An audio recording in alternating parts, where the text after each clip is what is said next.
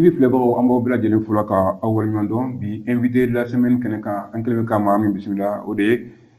Ligue de football a présidentba Sek Kanté. Sek Kanté, salam alaikum. Waalaikum salam. Somɔgɔw. Tɔɔrɔ sima. I y'an ka wele jaabi a diyara n ye ka na an ka plateau la Kaye TV ale kɔnɔna na yan. Ɲininkali fɔlɔ min bɛ yen sa an b'a fɛ ka dɔn nin waati in na i ye rencontre dɔ kɛ avec les acteurs du football kayisien an bɛ se k'a dɔn aw filɛ ka rencontre minnu kɛ a kun ye mun ye kuma bolila mun ni mun kan. N bɛ an filɛbagaw bɛɛ fɔ ka Kaye TV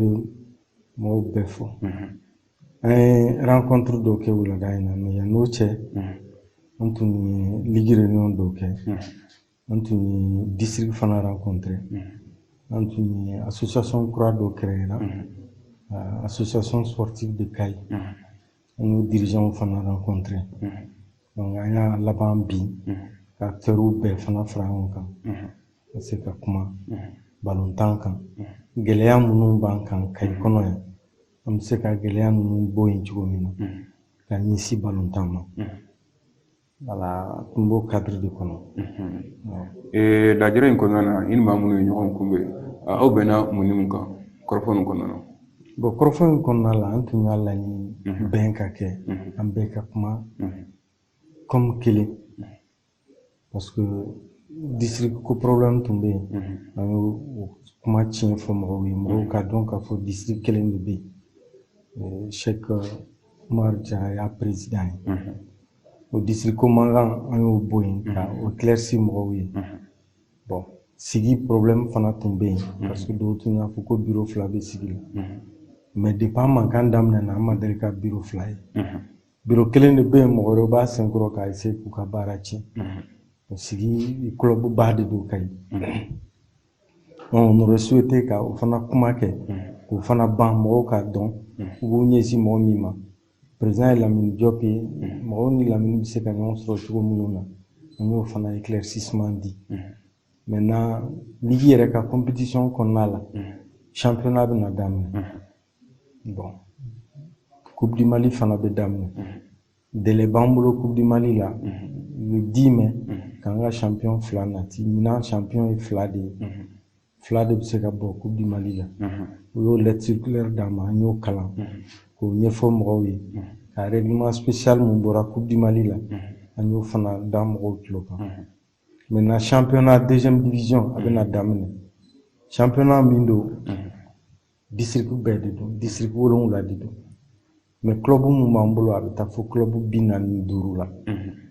Ni k'i bɛ championnat ɲuman 10 k'o bɛɛ ka ballon caman 10 a bɛ gɛlɛya dɔɔni musaka ko la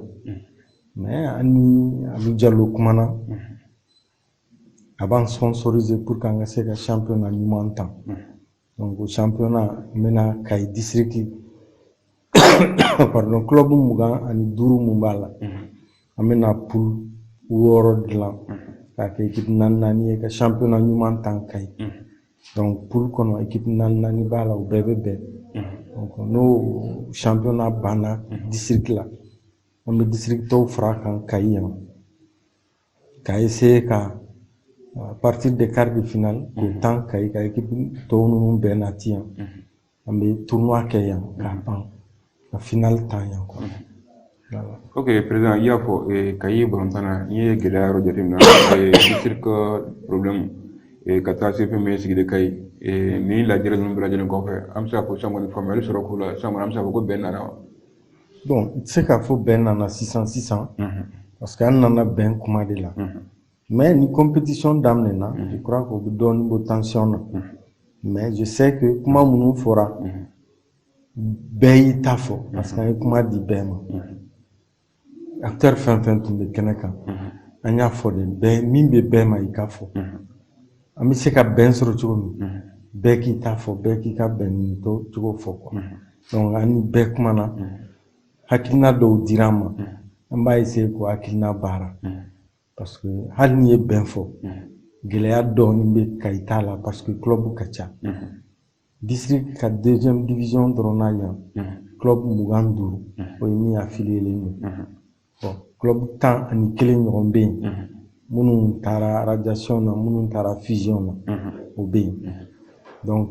à partir de cette année, on bɛna sariya kura sigi a kɔnɔ k'a fɔ ɲinan championnat mana ban minnu bɛ kɛ 12 premiers an b'o ta k'o kɛ deuxième division a tɔ bɛ taa troisième division u b'a ɲini ka yɛlɛ deuxième division donc san wɛrɛ saison ouverture la mois d'octobre la an ni 12 clubs de bɛ yɛlɛ c'est-à-dire les 12 premiers de ce championnat mais pour k'o ka kɛ f'an ka championnat ɲuman tan c'est pourquoi ɲinan an bɛ k'an fanga fili ka championnat ɲuman tan ka 12 premiers ɲini pour que baara ka nɔgɔya hali minnu b'an dɛmɛ u ka se k'an dɛmɛ baara dɛmɛ ka se ka bɔli kɛ parce que n'i k'i bɛ club 25 ta ka ye dugu dɔrɔn kɔnɔ k'a fɔ ko bɛɛ ka se ka ballon ta o bɛɛ ka musaka sɔrɔ o bɛɛ ka se ka ballon sɔrɔ o bɛɛ ka se ka maillot équipement sɔrɔ ka gɛlɛn bon ni dɔw tun bɔra la a bɛ ɲa an ni ASK mɔgɔw kumana je crois que olu ka laɲini fana b'o kɔnɔ parce que club dɔw bɛ yen a bɛ club 4 bɔ bi o président olu bɛ ASK kɔnɔ déjà donc a bɛ comme fusion mun ka d'an ye ASK bɛ fɛ ka dɔɔnin ta o la parce que championnat mana tan olu club dɔw bɛ yen olu bɛ bɔ yen u bɛ fara ASK kan ni club wɛrɛ sera ka dɔw ta ka fara kan a bɛ caman bɔ an ka degun na voilà. Président e ye Kayi région a ligue a ɲɛmɔgɔba ye n'i ye Kayi région yɛrɛ ta i b'a ye k'a fɔ équipe kelen o de b'an bolo première division na n'o ye Kita ye yala ka se ka équipe filanan sɔrɔ aw kɛlen bɛ ka taabolo fana jateminɛ pour que Kayi région bɛ se ka équipe filanan sɔrɔ première division na Mali championnat la wa? Oui an bɛ a kan parce que n'i y'a jateminɛ ɲinan montée la Renaissance de Kéniéba olu de taara a la donc a ka d'an ye équipe filanan ka ye mais mun tun ka d'an ye an ka siège yɛrɛ bɛ Kayi yan an ka club fanba bɛ Kayi a ka d'an ye club ka bɔ Kayi mais bɛnbaliya barika ka bon Kayi n'i ye US Kita tacogo fɔ club 6 de farala ɲɔgɔn kan ka kɛ kelen ye ka kɛ US Kita ye u tilala ka deuxième division bi an filɛ kumana yɔrɔnin mun na club 11 b'u bolo deuxième division na u ka district la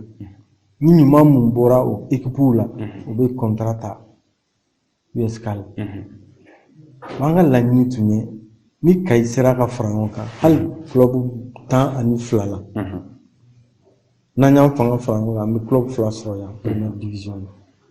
mais a bɛnbaliya barika ka bon aw bɛ district dɔ kɔni aw bɛ compétition kɛ salon ɲinan aw bɛ taa ko dɔw nan'u sigi k'olu bɛ district créer aw bɛ taa fara olu kan ko k'o district créer u bɛ baara kɛ cogo di u bɛ mun kɛ olu ye bɛnbaliyaw de ye district mun bɛ yen c'est des dirigeants ils ont un mandat ni mandat banna u bɛ bɔ a la n'aw dar'u la u bɛ segin ka na mais ça ne sert pas i ka wuli ka taa dɔ wɛrɛ créer parce que e ma taa nin na o bɛɛ ye tiɲɛni de ye o bɛnbaliya mun bɛ yan o de bɛ Kayi bali ka taa parce que balontannaw bɛ bɔ club la cogo min na u tɛ se ne ye dirigeant ye ne ye président ye ne ni karisa bɛ ɲɔgɔn fɛ donc n'o ko k'an tɛ jouer ne b'a fɔ équipe tɛ jouer parce que ne kelen de ye président ye bureau wɛrɛ tɛ yen ne kelen de bɛ yen il faut k'an ka bɔ olu de kɔnɔ an ka fara ɲɔgɔn kan et puis club ka dɔgɔya fanga ka kɛ club la mais i bɛ taa sɔrɔ club la sisan président n'a ka secrétaire général dɔrɔn o dɔrɔn de bɛ yen o tɛ baara ye maintenant on a exigé à partir de la semaine prochaine club bɛɛ b'a ka bureau dilan i bɛ na n'i ka bureau liste ye min bɛ min baara i ka bureau kɔnɔ an ka se k'o dɔn n'an bɛ se ka baara kɛ cogo min na jɛlenya la sariya kɔrɔ parce que o b'an ka statut kɔnɔ chaque année normalement i kan k'i ka bureau présenter mais o tɛ yan siège tɛ club bolo foyi président kelen ou bien président n'a ka secrétaire u bɛɛ de bɛ baara gɛlɛya il faut k'an ka bɔ o amateurisme nin bɛɛ de kɔnɔ ka se k'an fanga fara ɲɔgɔn kan ka club sɔrɔ première division na. Ok président wagati min dira n ma a bɛ ka surunya an bɛ se k'a dɔn nin wagati na kumakan laban jumɛn b'i bolo ka ɲɛsin Kayi ndolantaw bɛɛ lajɛlen ma fɛn min ye balontanna ka taa se dirigeants ma a bɛɛ lajɛlen kumakan laban jumɛn b'i bolo nin wagati na ka ɲɛsin u ma. Kumakan laban mun bɛ yen a bɛ komi an ye kumakan fɔlɔ min fɔ parce que foyi tɛ ɲa ni bɛn t'a la foyi tɛ ɲa ni bɛn t'a la balontan mɔgɔ caman de bɛ balontan mais arbitre kelen de b'a arbitrer n'a ye min fɔ o de don n'a ye tɔnw fana sigi ligi sigira district sigira an b'u bonya minnu bɛ kɛlɛ la a la olu y'a mara o dɔw bɛ district nɔfɛ bi ka taa district wɛrɛ créer parallèlement ale ye district mun a san 10 kɔ e bɛ b'o la cogo di parce que mɔgɔ wɛrɛ bilali nɔ na e bɛ taa dɔ wɛrɛ créer e bɛ mɔgɔ wɛrɛw ta ka taa k'olu k'u sen bɔ a la olu dirigeants t'u sen bɔ a la o denmisɛnnin minnu bɛ ballon tan olu de sen bɛ bɔ a la a bɛ digi olu de la